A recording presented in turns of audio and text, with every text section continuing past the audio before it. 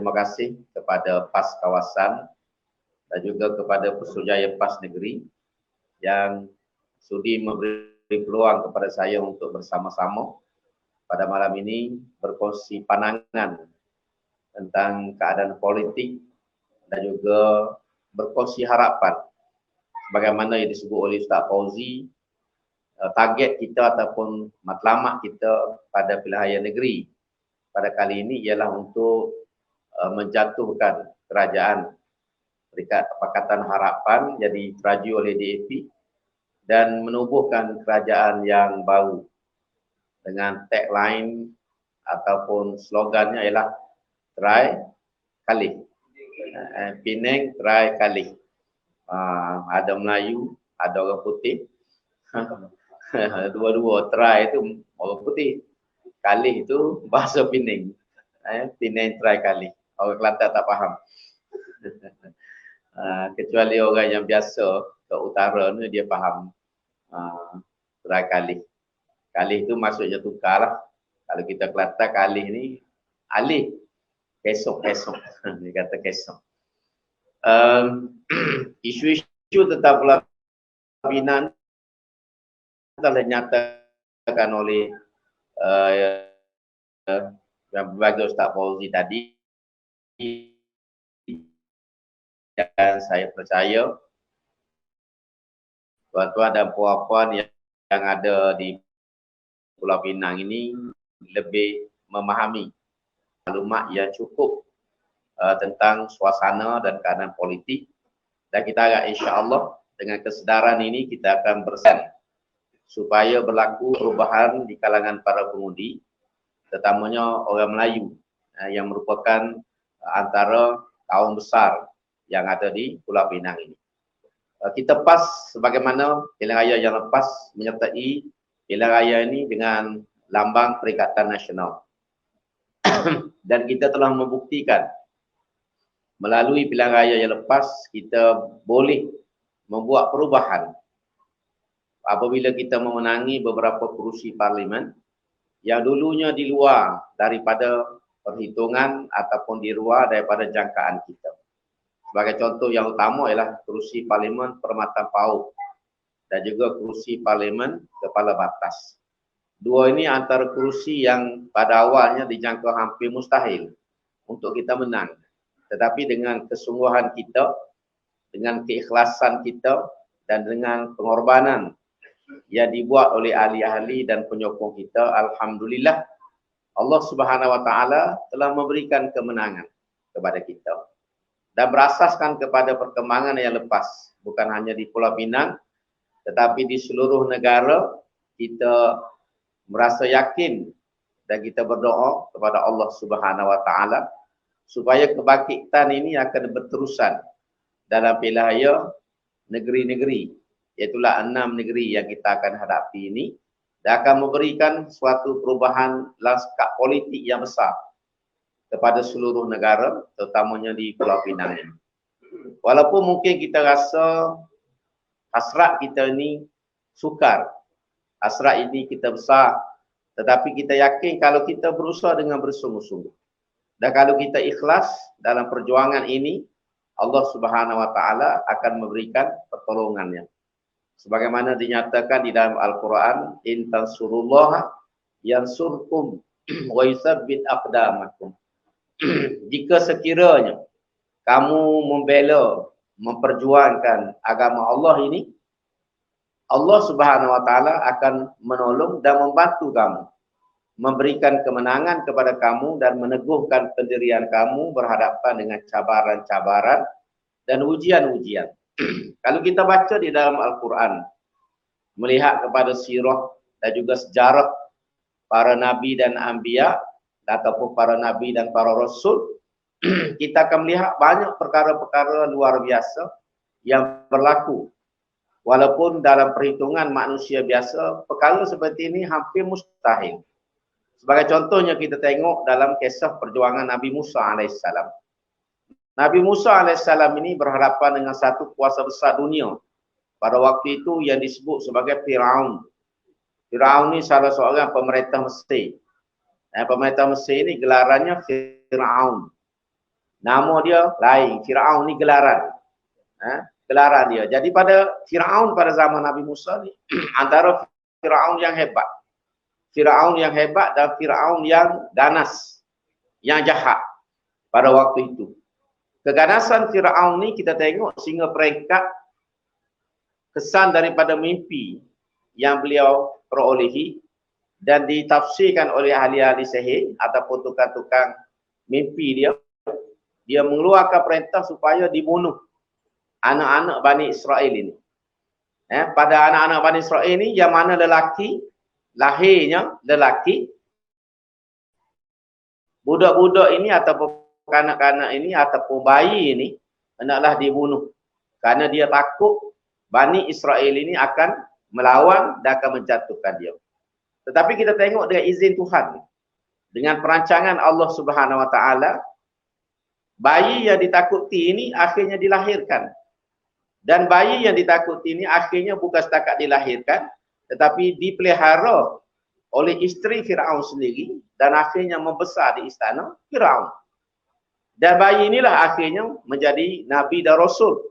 Dan akhirnya berjaya mengalahkan Firaun apabila Firaun ditenggelamkan oleh Allah Subhanahu Wa Taala di dalam Laut Merah.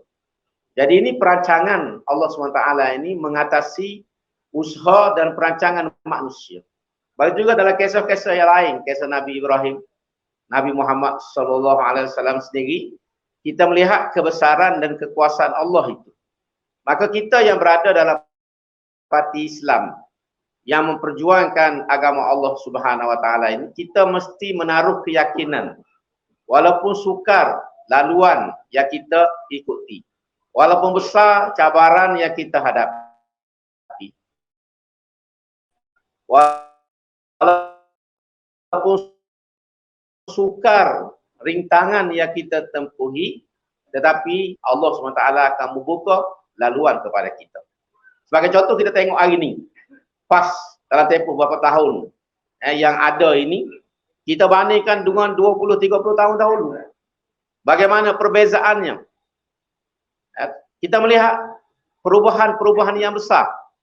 Peningkatan-peningkatan yang besar. Sebagai contoh tadi disebut, ada kawasan yang dulunya kita hilang wang pertaruhan. Tetapi pilihan ayah bawah ni walaupun kita tidak menang, tetapi kita tidak hilang wang pertaruhan. Ini satu pencapaian yang besar. Kalau kita teruskan usaha kita ini, tidak mustahil kita akan memperoleh kuasa politik bukan hanya di Pulau Pinang tetapi di seluruh negara. Apa yang penting kepada kita dalam perjuangan ini ialah keyakinan kita dengan masa depan kita. Yakin dengan janji Allah Subhanahu Wa Taala. Kerana Allah SWT sudah menetapkan di dalam kitab suci sebagaimana disebut dalam Al-Quran, walaqad katabna fi zaburi min ba'di dzikri annal arda yarithuha ibadiyas salihun. Sesungguhnya kami telah tetapkan ataupun kami telah catatkan di dalam kitab Zabur ini selepas peringatan, Tuhan kata apa? Annal arda yarithuha ibadiyas salihun. Bumi ini akan diwarisi oleh mereka yang soleh. Tuhan sudah janji bahawa dunia ini, bumi ini suatu masa akan diberikan kepada mereka yang soleh. Mereka yang soleh ini ialah mereka yang berjuang di atas kebenaran agama. Mereka yang berjuang untuk menegakkan keadilan. Mereka yang berjuang untuk menegakkan risalah Islam. Ini yang disebut sebagai as-salihun. Ini janji Tuhan. Dulu kita tidak terfikir bahawa kita boleh menguasai 3 negeri. Lepas tu datang satu lagi Perlis pula. Kita tidak pernah fikir bahawa PAS ini akan menguasai 43 kerusi parlimen. Kita tidak pernah terfikir PAS ada 4 menteri besar. Kita tidak pernah fikir dulu kita boleh menjadi sebahagian daripada kerajaan pusat. Tetapi semuanya sudah berlaku di hadapan mata kita pada hari ini. Kejayaan ini tidak dapat dilihat oleh orang yang dulu daripada kita. Ayah kita, datuk kita, orang-orang tua kita tak sempat semua. Walaupun mereka adalah orang-orang yang hebat pada zaman itu.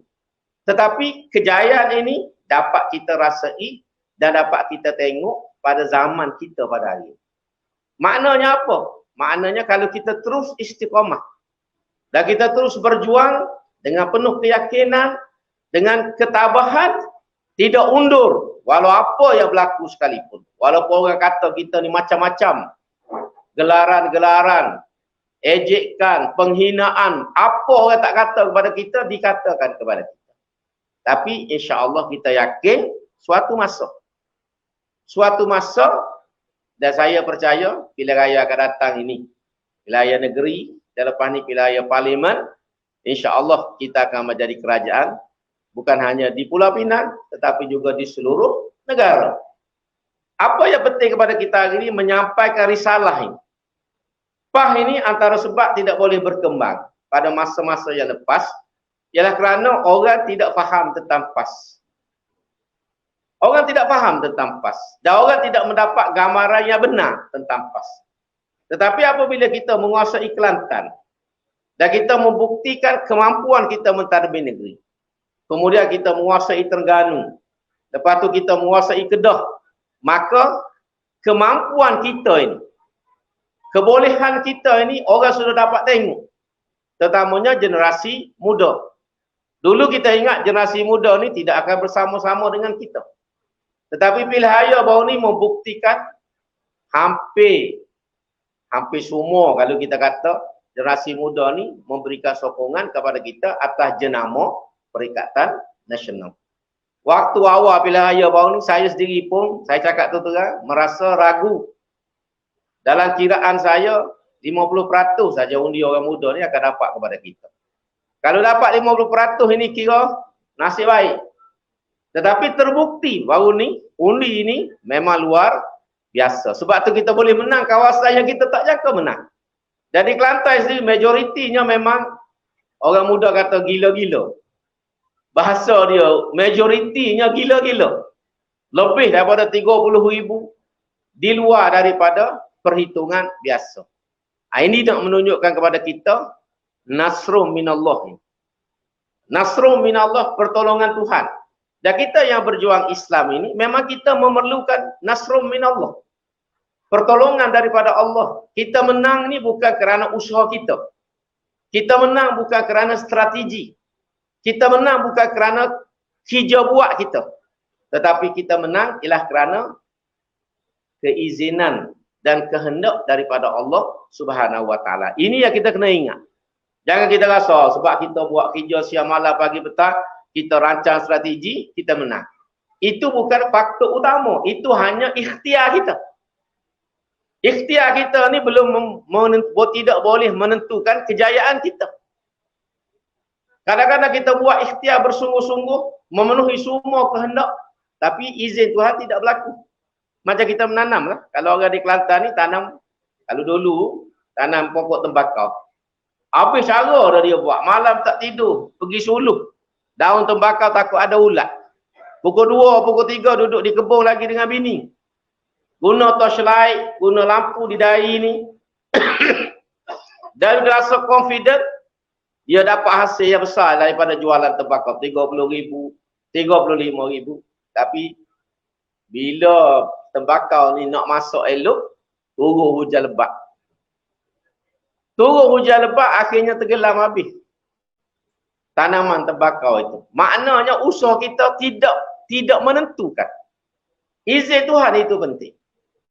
Jadi bagi kita dalam politik, dalam kehidupan, kita ambil dalam konteks politik, kita boleh merancang, kita boleh menyusun strategi, kita boleh bekerja, kita boleh buat itu, buat ini, tapi yang penting ialah keizinan daripada Tuhan. Sebab itu dalam perjuangan Islam ini, kena jaga hubungan kita dengan Allah Subhanahu Wa Taala. Pastikan kita sama kita semua termasuk saya, kita mesti ikhlas dalam perjuangan. Profesor Zulkifli Muhammad, bekas timbalan jadi Ketua Agung PAS dulu. Lepas kita menang tahun 64 di Kelantan, selepas Pilihan Raya Umum tahun 64. Selepas tubuh kerajaan, dia panggil semua. Dia panggil semua pimpinan PAS Kelantan berhimpun pada waktu itu. Yang sekarang ini di tempat tu kita panggil Dewan Zulkifli Muhammad. Dalam dewan tu dia sebut, Ucapan dia yang panjang. Yang terakhir, lepas tu lebih kurang dalam 16 jam, dia mati. Aksiden, kemalangan di Kuantan. Mati suami isteri. Tinggal anak perempuan, 2 beradik. Dalam kemalangan kereta di dekat Kuantan. Poin penting yang saya selalu sebut untuk ingatkan diri saya dan kita semua, ialah dia sebut. Dia kata, tuan-tuan, kita ni boleh jadi bodoh. Boleh jadi kita tak pandai. Kita tak tahu merancang. Kita tidak tahu menyusun. Tetapi kalau kita ikhlas kepada Allah Subhanahu Wa Taala, Tuhan akan menolong kita. Itu ucapan dia. Kita boleh jadi tak pandai. Kita boleh jadi tak bijak. Kita boleh jadi tak ada kemampuan keuangan yang besar. Bendera berjahit sendiri. Bagi contohnya. Tapi kalau kita ikhlas, Tuhan akan menolong kita. Allah SWT akan memberikan kemenangan. Kenapa? Karena hati manusia ni di tangan Tuhan. Kalau kita baca dalam hadis, walaupun hadis ni kontroversi, ulama berbahas panjang bab hadis ni. Tapi Nabi sebut dalam hadis tu, dia kata hati manusia ini berada baina usbu'aini min asabi'ir rahman. Hati manusia ni berada di antara 2 jari daripada jari-jari Allah. Itu bahasa harfiah. Ini banyak cerita kalau kita nak bicara dalam bab akidah tu cerita. Nanti dia terus kita Wahabi lah macam-macam pula cerita kalau silap hari bulan. Tapi nak tunjuk apa? Hati kita ni berada dalam pegangan Tuhan. Tuhan yang membolak-balikkan hati manusia. Sebab tu antara doa yang Nabi ajar kepada kita dalam tahiyat akhir ialah ya muqallibal qulub. Wahai Tuhan yang membolak-balikkan hati. Sabit qalbi ala dini. Tetapkanlah hati aku ni di atas agama dan kebenaran kamu. Sebab tu hati dalam bahasa Arab dipanggil qalbun. Qalbun ini benda yang bergolek. Macam buah guli. Macam timun Cina. Tembikai. Barang yang bergolek. Jadi hati ini Tuhan yang jaga.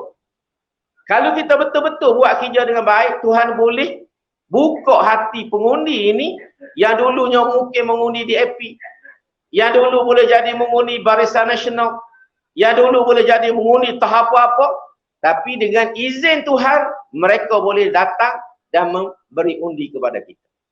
Macam pilihan raya ni, antara sebab UMNO kalah teruk, selain pada orang buka UMNO undi, orang UMNO pun undi parti lain. Itu kajian kasar yang kita buat. Ramai orang UMNO baru ni di seluruh negara yang kecewa dengan keadaan dalaman UMNO memberikan undinya kepada parti yang bukan UMNO. Termasuklah kita ke Perikatan Nasional. Dan ini menjadi faktor kenapa kita boleh menang. Macam di Permata Pauh. Macam di apa ni? Kepala Batah. Itu memang kubu UMNO. Ahli PAH berapa orang saja. Tapi macam mana tiba-tiba kita boleh menang? Ustaz Fawaz boleh menang, Dr. Mastura boleh menang. Kenapa? Karena pengundi itu. Bukan orang PAH saja yang undi calon PAS, calon PN, tetapi mereka yang bukan PAH pun Tuhan buka hati. Pengalaman kita di Kelantan tahun 90, ni cerita betul di kampus saya. Tahun 90 tu ada seorang kuat UMNO, kuat Barisan Nasional. Dia masuk tempat mengundi. Dia ni memang kuat semua. Sampai mati pun tak sokopah. Tak sokopah. Bila kita pujuk dia masuk sokopah, dia tanya buat kita, dapat apa sokopah? Aku sokop UMNO ni kerana nak pembangunan. Walaupun dia ni sampai mati pun kerja dia buat apa? Eret beruk. Kerja dia pelihara beruk, eret beruk, naik pokok. Tu yang kerja dia. Tapi nak pembangunan setiap hari. Susah hidup tapi UMNO. Tapi nak cerita tahun 90. Dia masuk mengundi. Keluar daripada tempat mengundi, muka dia pucat. Muka dia pucat. Dia panik. Jadi orang-orang UMNO, terutama yang wanita UMNO ni, pergi ke rumah dia. Tanya kenapa? Dia kata aku cari lambang UMNO tak ada. Atas ke tahun ni kan dia ada gambar kan? Kalau PAH, UMNO. Dia kata aku cari lambang UMNO tak ada. Itu aku panik tu. Tak ada lambang UMNO. Jadi wanita UMNO tanya, habis tu kamu buat apa? Aku pakai PAH. Sebab niat dia nak mengundi. Bila nak mengundi, tak ada lambang UMNO, dia pakai PAH. Ini cerita betul, dah bukan seorang. Tahun PAH kalah, 78. Pok saudara saya sendiri. Pengalaman dia cerita, dia masuk tempat mengundi, dia tak nampak lambang bulan. Tahun 78 tu, tahun PAH kalah teruk. Tinggal dua kerusi. Ni bapak saudara, kuat PAH ni. Ketua kampung. Dia keluar, masa tu dia tak cerita. Lepas kalah, umum keputusan, baru dia cerita. Dia kata aku masuk tempat mengundi, aku tak nampak lambang bulan. Tu dia cerita, aku tak nampak lambang bulan. Macam mana kata? Aku tak undi, aku keluar gitu. Keluar dengan gitu ya. Dia tak undi UMNO. Tidak macam yang pelera beruk tu. Itu undi PAH. Ini bapa Allah yarham, sudah meninggal dunia. Dia cerita pengalaman dia. Maknanya kehendak Tuhan ni. Tuhan boleh buat apa saja yang di luar daripada akal manusia. Apabila kemenangan itu datang. Sebab itu dikatakan in tansurullaha yansurkum. Nasrum minallah wa fatuhun qarib. Ayat lain tu kata wa man nasru illa min indillahil azizil hakim. Kemenangan-kemenangan ini bukan usaha kita. Bukan bidang kuasa kita. Tetapi itu adalah kehendak daripada Allah. Maka hari ini, kita dalam parti Islam ini kena jaga. Saya mengingatkan diri saya sendiri dan kita semua pastikan kita menjaga ciri-ciri yang boleh memberikan kemenangan kepada kita. InsyaAllah kalau ciri ini kita penuhi, walaupun kita mungkin lemah, ceramah kita orang tak ramai, markah kita biasa saja, tetapi izin Tuhan itu penting. Dan sebab itu hari ini kita kena bergerak. Setiap orang ni mesti memainkan peranannya masing-masing, menyampaikan mesej perjuangan kita kepada masyarakat. Kita parti PAH ni parti yang istimewa. Kenapa? Kerana dasar kita. Dasar PAH ni sejak dulu sampai hari ini Islam. Matlamat perjuangan PAS sejak dulu sampai hari ini ialah Islam. Rujukan PAS ini sejak dulu sampai hari ini ialah kitab, sunnah, ijma' dan qiyas. PAH ni tidak pernah berubah walaupun presidennya bertukar. Walaupun mursyidul amnya bertukar. Tapi parti PAH ni tidak pernah berubah.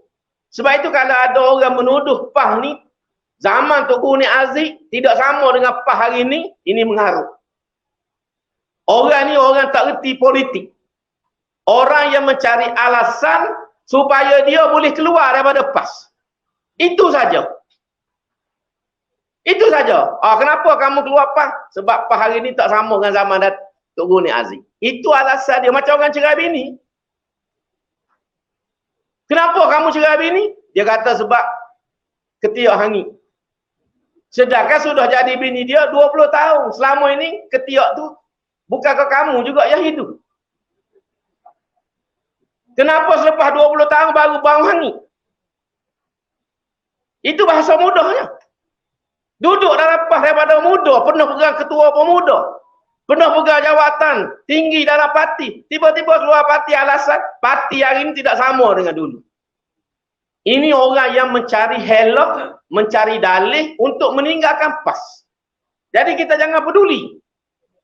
Parti ini tidak akan berubah selagi perlembagaannya tidak diubah. Itu yang kita kena faham. Orang yang bukan PAS, ahli-ahli profesional yang kebetulan saya berkawan ramai. Dia pernah menyebut, dia kata dalam semua parti yang dia buat studi ni, yang dia perhati, PAS lah parti yang paling konsisten. Sejak dulu sampai hari ini, PAS ni parti yang tidak pernah berubah. Perjuangan dia, dasar dia tidak pernah berubah. Yang berubah ini ialah taktik dan strategi. Pendekatan, itu biasa boleh berubah. Macam kita duduk balik pulau, kita nak pergi ke Bagan ni. Kita boleh pergi dengan kereta. Kita boleh pergi dengan motosikal. Kita boleh tumpah lori. Kita boleh naik bas. Ataupun kalau pelik pada orang, kita jalan kaki. Tapi matlamatnya tidak berubah untuk pergi ke Bagan. Cara saja yang kita pilih. Nak naik bas ke, naik motosikal ke, jalan kaki, itu cara kita. Kemudian yang kedua, pendekatan. Jalan mana kita nak pilih. Macam duduk Penang ni, nak pergi Bagan, boleh naik jambatan kedua. Boleh naik jambatan pertama. Boleh naik feri. Kalau hebat, berenang. Tapi tujuannya sama, iaitu untuk pergi ke Bagan. Jadi inilah pas. Orang yang tidak faham ini memang tidak faham. Sebab tu orang tuduh kita ni berubah keluk-kelik sekejap gitu, sekejap gini. Dia tak reti di segi hukum pun bergerak. Kalau kita mengaji fiqh Imam Syafi'i. Imam Syafi'i waktu dia duduk di Iraq dengan dia duduk di Mesir tak sama. Sebab tu dalam mazhab Syafi'i ini ada dia panggil qaul qadim, ada dia panggil qaul jadid. Dia pergi ke Mesir, dia tengok suasana yang berbeza. Mesir ni lebih moden. Lebih dia panggil cosmopolitan. Rakyatnya macam-macam jenis, macam-macam latar belakang. Maka Imam Syafi'i berubah ijtihad fiqh dia. Sebab itu keluar dalam istilah qaul jadid, pandangan baru. Bukan bermakna pandangan lama dia itu salah. Bukan bermakna pandangan lama itu tidak betul, tapi sesuai dengan keadaan. Sebab ini perkara yang dipanggil ijtihadi. Perkara ijtihad, bukan prinsip. Bukan dasar. Dan dalam kajian fiqh Syafi'i ada orang dia pegang qaul qadim, dia tak pegang qaul jadid. Ada orang pegang qaul jadid saja, tak pegang qadim. Ada yang mendamaikan antara dua pandangan Imam Syafi'i. Boleh kalau kita nak kata Imam Syafi'i ni keluk-kelik? Duduk tempat lain, fatwa lagu lain, bila mari tempat ni, fatwa macam ni. Orang tak kata keluk-kelik. Orang yang kata keluk-kelik ni, orang yang jahil, yang tidak reti. Kalau saya guna bahasa kasar saya, bodoh. Yang masalah kita di Malaysia ni, kita berhadapan dengan orang-orang yang bodoh. Yang cakap dengan tidak ada ilmu, tidak ada pengetahuan. Kita hurai macam mana pun, dia tak faham. Dia ulang juga. Macam orang serang isu air di Kelantan, tak berhenti. Seolah-olah orang Kelantan ni tak mandi semua. Seolah-olah orang Kelantan ni tak boleh basuh berak semua sebab masalah air. Ini kita cerita pun dia ulang juga. Pulau Pinang ni sampai hari ni pun tak ada air. Yang ada ayak saja. Tak betul Setiap kali mari Penang saya tak jumpa air. Kena minta ayak baru ada. Ayak panas, ayak sejuk, ayak masak, ayak teh, ayak kopi, ayak berlaku. Jadi ini yang kita kena faham. Jadi fiqh ini, sebab kita faham ni berasaskan Quran dengan sunnah. Pendekatan kita, pandangan kita bergantung kepada kerajaan. Apa ni keadaan? Dalam fiqh ni kalau kita ngaji, dia ada qawaid fiqhiyah. Dia sebut la yunkaru taghayyurul ahkam bi taghayyuril azbidah wal amkinah. Ada satu prinsip dasar dalam pengajian. Dia panggil la yunkaru. Tidak ditolak. Taghayyurul ahkam, berubahnya hukum itu. Bi taghayyuril azbidah wal amkinah, dengan berubahnya zaman dan berubahnya tempat. Hukum itu sendiri boleh berubah, hukum yang bersifat ijtihadi. Sebagai contohnya orang kata, bapa dulu pah baloh dengan DAP. Sekarang berkawan, sekarang lawan pula. Kita berlawan dengan DAP atas prinsip. Kita berkawan dengan DAP atas prinsip. Kita bergaduh balik dengan DAP atas prinsip. Ini kita kena faham. Dulu bapa kita lawan mula-mula dulu sebab dia menentang perjuangan yang kita bawa, menentang perjuangan Islam. Usaha kita nak menubuhkan negara Islam. Sebab tu kita lawan. Macam kita lawan UMNO. Tapi bila DAP menunjukkan sikap lunaknya, boleh menghormati pandangan PAS, maka kita boleh bekerjasama untuk menjatuhkan UMNO pada waktu itu kerana apa? Irtikab akhafu dararain. Tu kaedah kita pegang. Irtikab akhafu dararain. Pilih keburukan yang lebih ringan. DAP ini bukan Islam. Perjuangan sekular. UMNO pada waktu itu perjuangan sekular. Mana berat, mana ringan? DAP lebih ringan kerana dia tak ada kuasa memerintah Malaysia. Dia macam kita juga, sama-sama tak boleh buat apa. UMNO pada waktu itu menguasai negara, menguasai kerajaan. Dia boleh bertindak ikut suka hati dia. Maka kita kena jatuhkan dia. Tapi bila kita berkawan dengan DAP, kita nampak kejahatan-kejahatan DAP. Yang tidak boleh menghormati kita. Yang menentang, contoh bila kita nak bawa RU355, saya berdepan dengan Kapal Singh. Saya berdepan dengan Lim Kit Siang. Dengan Kapal Singh ini dalam satu perjumpaan di ibu pejabat DAP di Ceras. Berjumpa situ, saya mewakili Kelantan, Tok Unik Aziz suruh pergi. Pada waktu itu, daripada Kelantan, Datuk Seri Taqiyuddin, pada waktu kita 3-4 orang, pergi jumpa dengan pimpinan DAP, termasuklah Chen Mahin pun ada pada waktu itu. Kapal Singh ada. Kapal Singh kuat lawan. Berdebat dengan saya. Saya geram, tak geram, sampai cakap orang putih. Dia ingat kita ustaz ni tak pandai cakap orang putih. Kita tak ada masalah. Apa cakap orang putih ni menghafal 2-3 malam dah. Berdebat sampai Kapal Singh tak boleh cakap apa. Dia pernah, masa tu saya ingat lagi, dia bagi tahu, you kena ingat, saya lawyer. Pandangan saya tak boleh buat ini hukum Islam di Malaysia. Saya jawab senang, bukan kamu seorang lawyer, orang lain pun lawyer juga. Kamu ingat kamu seorang ke lawyer? Ada orang lain bagi pandangan boleh buat, apa nak ikut kamu? Lepas dia kata, macam mana nak ada 2 undang-undang di Malaysia, undang-undang sivil, tiba-tiba nak mari hukum Islam? Kata, you tak tahu kalau sekarang di Malaysia ni ada berapa mahkamah? Ada mahkamah sivil, ada mahkamah syarak, ada mahkamah tentera, ada mahkamah adat. Berapa mahkamah di Malaysia ni? Dia senyap, tak kata, mungkin dia tak ingat masa tu. Dia masa tu tak atas kerusi roda. Berdebat hari tu, 1 jam lebih. Sampai sudah majlis tu, Datuk Seri Anwar datang, kat saya kat belakang, peluk saya. Dia peluk saya. Sebab tu waktu dia pergi Kelantan pun ni saya tak pergi, takut kena peluk pula.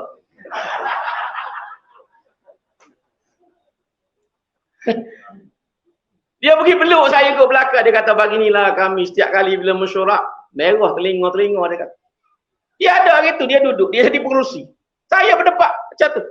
Bak isu hudu. Kemudian kali yang kedua di Pusat Tarbiyah Pejabat PAH Taman Melewah.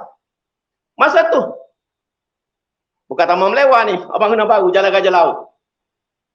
Lim Kit Siang ada, Anwar ada, Tan Sri Azizah ada, Tian Chua ada pada waktu itu. Berdebat. Masa tu kita nak bawa ke parlimen. Lim Kit Siang tak setuju. Saya cakap, Lim Kit Siang, saya tak bagi tahu Lim Kit Siang depan-depan.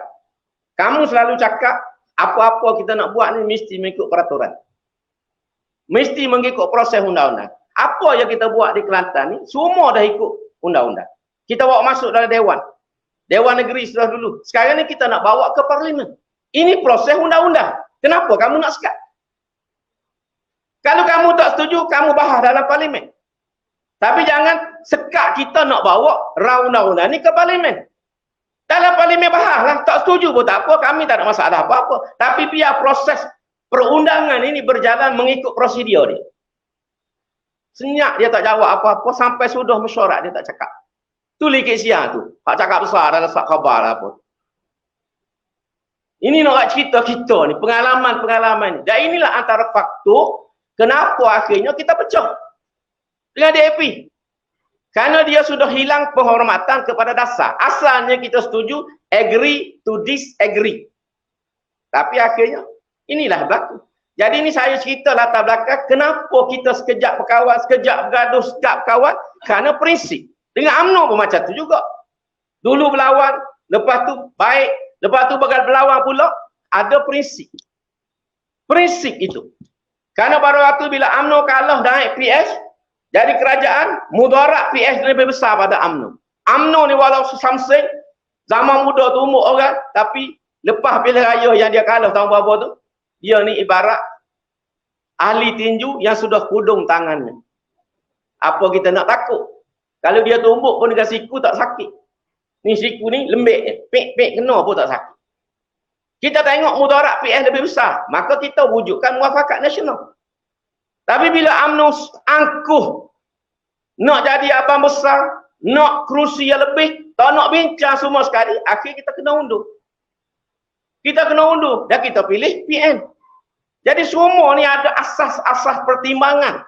Bukan keluk-kelik dalam pendirian, tapi pertimbangan berasaskan maslahah untuk perjuangan Islam. Sebab kita PAS ni berjuang untuk Islam. Kita nak tengok di mana Islam itu akan berada. Setakat mana Islam ni boleh bergerak. Itulah perhitungan kita. Dengan siapa pun, inilah asas pertimbangan. Tapi orang tak faham ni, dia tuduh kita macam-macam. Ini kita kena faham. Jadi kita orang PAS, terutama saya sebut ni, khusus kepada orang PAS, supaya kita sendiri faham tentang parti kita. Kita sendiri faham kenapa tindakan-tindakan dibuat oleh pimpinan kita. Kenapa keputusan kita diambil. Orang nak kata-katalah musuh ni, kita buat benda betul pun dia tidak akan setuju dengan kita. Dia cari juga yang salah. Jadi kita jangan fikir orang. Kita fikir perjuangan kita. Orang nak kata-kata gila. Orang tuduh ni bukan kita kena tuduh. Nabi Muhammad SAW dulu, apa orang tak kata? Siapa mereka orang kata Nabi ni gila. Nabi ni ahli sihir. Nabi ni tukang ahli syair. Nabi ni pemecah belah masyarakat, pemecah belah rumah tangga orang. Sehingga mereka merancang untuk membunuh Nabi. Sama mereka tu. Kita ni orang kata keluk-kelik. Menunggang agama setakat tu ya. Orang tak kata lagi kita gila. Ada orang kata PAS ni gila? Tak ada lagi. Jadi itu contoh. Jadi jangan peduli. Dan kita sudah, Allah SWT membukti kepada kita, usaha kita selama berpuluh-puluh tahun ini ditunjukkan jalan sedikit demi sedikit. Dan insya-Allah pilihan raya akan datang, pilihan raya parlimen yang akan datang ni, Putrajaya akan menjadi milik kita insya-Allah. Ini kena ada keyakinan itu. Sebab orang sekarang sudah melihat kekuatan yang ada pada kita dalam PAS, dalam Perikatan Nasional ni ialah integriti. Bersih. Orang muda ni dia ada idealisme yang tinggi. Sebab yang besar orang muda ni undi kita, dia nak tengok kerajaan ni kerajaan yang bersih. Dan kita tak pernah janji benda pelik-pelik. Kita tak janji benda yang pelik-pelik yang di luar daripada kemampuan. Kita tak janji bulan bintang. Kita bukan macam orang Pulau Pinang tu. Orang Pulau Pinang, saudara. Sedap kan? Saudara. Saya jamin. Sedap. Hari ini kita menang. Besok minyak akan turun. Tu siapa? Orang Pulau Pinang. Berat orang Pulau Pinang ni. Seberang perai. Bukan orang Pinang, orang seberang perai. Siapa dia yang cakap tu? Cakap macam-macam. Bila orang kata itu bukan saya jadi Perdana Menteri. Dr. Mahathir. Sekarang Hang sudah jadi Perdana Menteri. Rakyat nak tengok apa yang Hang janjikan itu mesti ditunaikan. Itu yang penting. Ni kita tengok 6 bulan dah jadi Perdana Menteri, tak tahu apa-apa. Saya cakap dengan orang intelek, orang profesional, korporat. Dia kata pada pandangan kita, selepas 5-6 bulan ni, kerajaan yang ada pada hari ini, kerajaan yang tidak ada direction. Ini orang cerdik cakap ni, bukan kita orang PAS. Dia kata, kerajaan hari ini, no direction. Tak ada arah tuju. Dan tak tahu prioriti nak letak mana. Duit jatuh. Ekonomi meleset. Rakyat susah. Harga barang mahal. Dia turunkan harga semin. Kepala bapuk kalau kita kata. Orang tak makan semin ni. Orang duk bising tentang harga minyak, harga makanan, harga keperluan, harga sayur, tiba-tiba turunkan harga semin. Kalau kita cakap kasar, ada akal ke? Ada akal. Tu bahasa mudah. Patutnya kerajaan sekarang ni kena fikir macam mana nak selesai isu yang berlaku. Ini kerja dia cari salah orang tu, salah orang ni, saman orang tu, saman orang ni. Perdana Menteri saman orang. Dr. Mahathir dulu orang kata macam-macam kat dia. Sampai Maha Fir'aun lah apa. Ada kita dengar dia sama orang? Tak saman orang. Orang kata macam-macam tu. Dr. Mahathir dulu apa ke tak kata? Tapi pernah kita dengar Dr. Mahathir sama orang? Relax ya dia. Sebab dia pegang lagu I Do It My Own Way. Tu lagu Mahathir. Ni tak ada, silap sikit saman.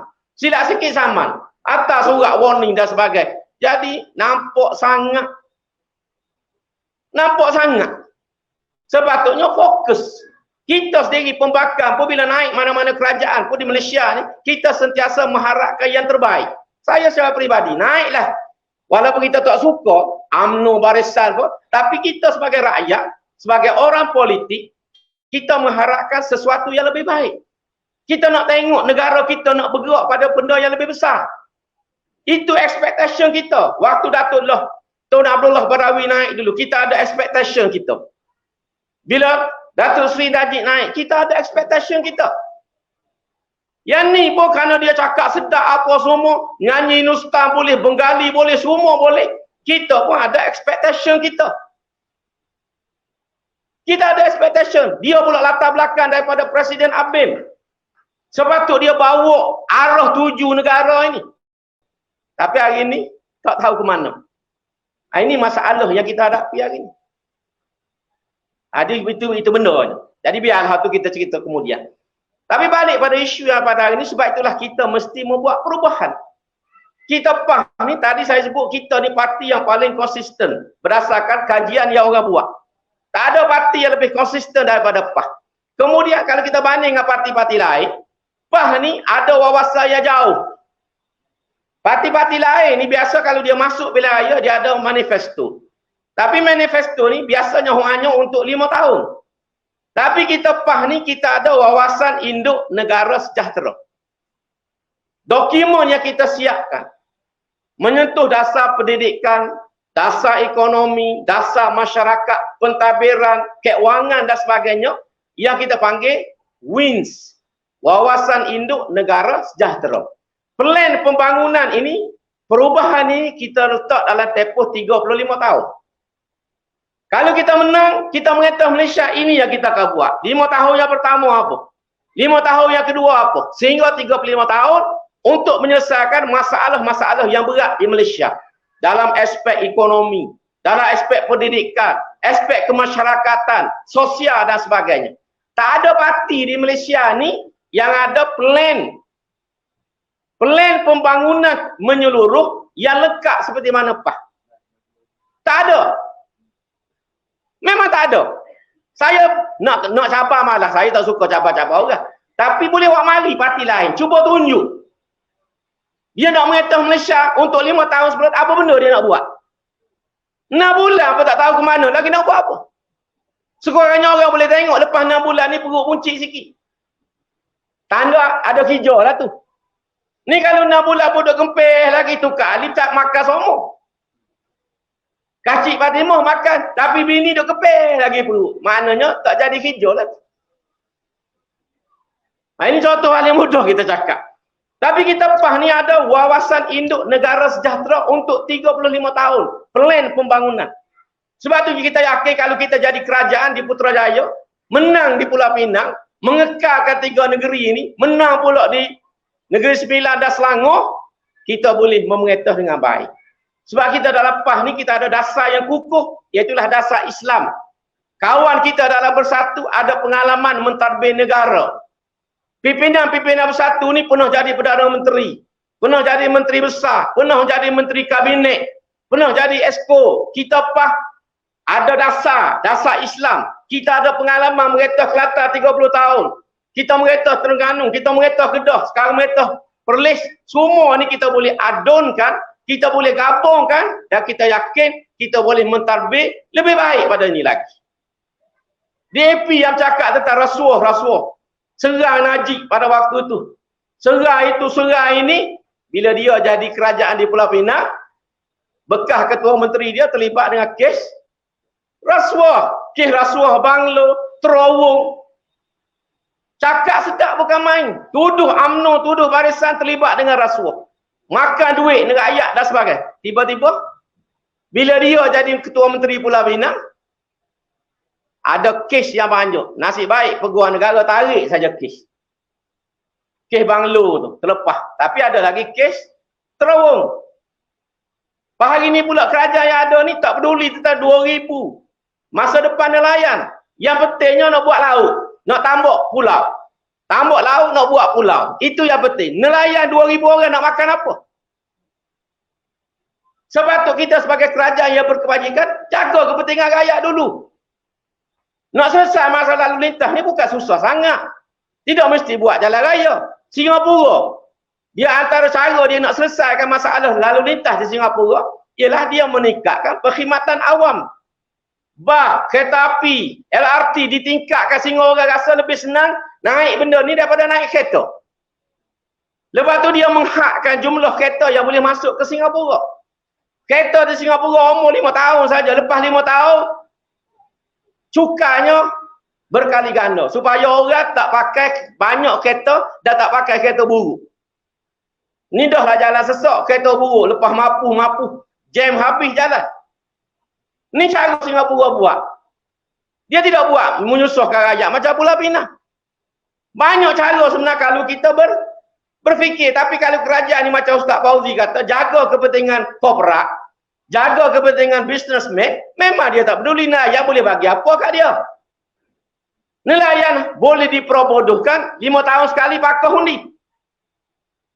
Tapi korporat ni boleh bagi duit kat dia. Jadi kita yang bodoh setiap 5 tahun. Ini isu yang kita kena tengok. Dan kita kata orang tak pandai mereta. Kita mereta Kelantan ni 33 tahun. Walaupun kita tidak mengaku sempurna. Saya selalu sebut kita tidak sempurna. Kita ada kelemahan.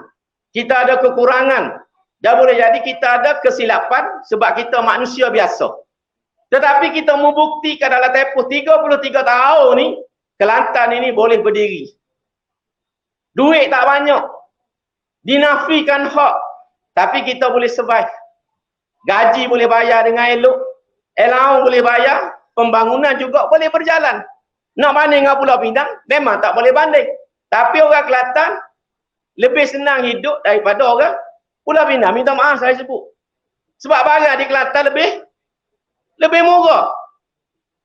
Tak serabut perut. Tu di Kelantan ni. Dan yang paling besar kita cakap di segi politik, Kelantan ni bersih daripada rasuah.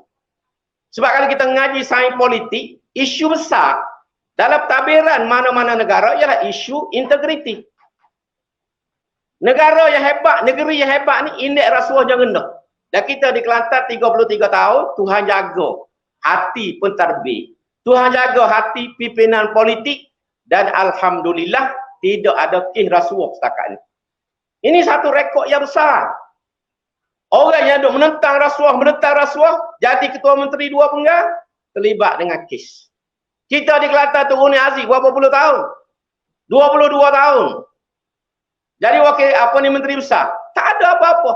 Menteri besar yang sekarang ni berapa belah tahun? Tak ada masalah apa-apa. Ini kehebatan kita di Kelantan. Kenapa boleh jadi macam ni? Kerana kita mentadbir dengan Islam. Kita meletakkan Islam sebagai asas dalam tadbiran kita, dan Islam inilah yang menjaga dan memastikan supaya rakyat dilindungi. Kebajikan mereka dijaga. Walaupun tidak sempurna, kerana kita duit pun tak banyak. Memang kita kurang pitih. Tapi insya-Allah kita boleh berjalan dengan baik.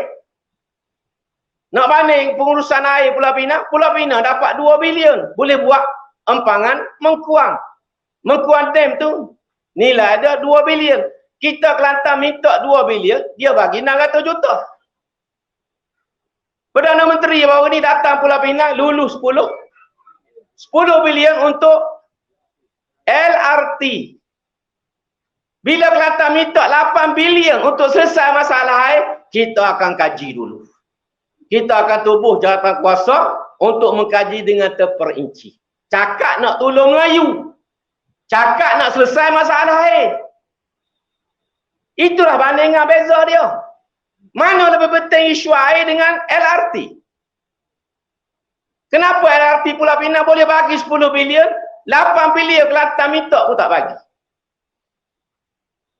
Ini perbandingan mudah tak? Dah lah royalty tak bagi, itu cerita lain. Satu cerita lagi kalau kita nak ukit. Tapi inilah contoh kerajaan Madani. Patutnya dia cakap, Kelantan minta 8 bilion, kita akan tengok dan kita akan timbangkan. Dan kita akan bantu setakat yang kita boleh. Lain kan sikit cerita ni. Nanti ni tak boleh, hak angka ni tak munasabah, kita kena tubuh. Jadi ingat kita Kelantan tak kerti kira.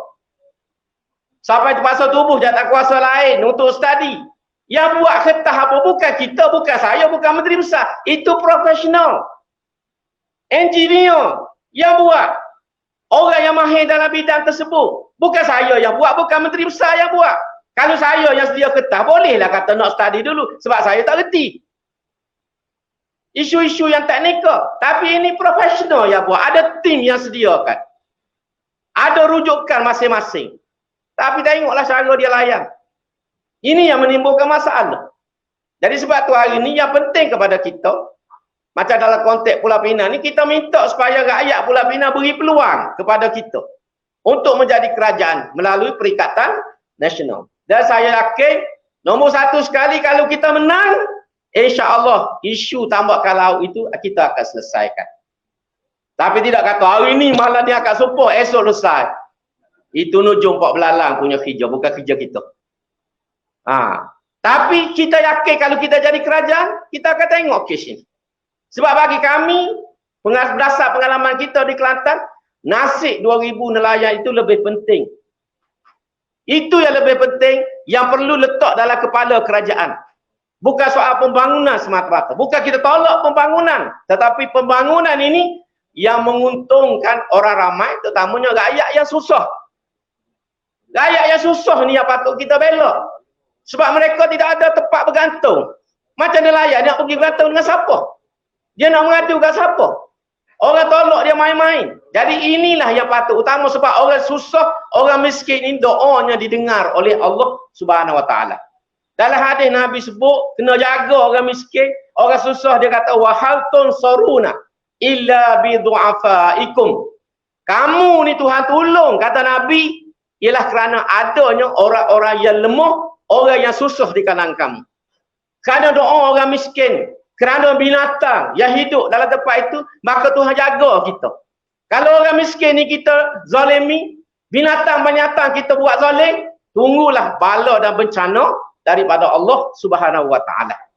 Jadi ini benda yang kita kena ingat dan kita pas ada tanggungjawab yang besar untuk menyampaikan risalah Islam ini dan memastikan supaya kita menang dan boleh tubuh kerajaan bersama-sama dengan Kelantan, Terengganu, Selangor, Negeri Sembilan insya-Allah. Aku lu qauli hadza wa astaghfirullahalazim li wa lakum. Wassalamualaikum warahmatullahi wabarakatuh. Takbir.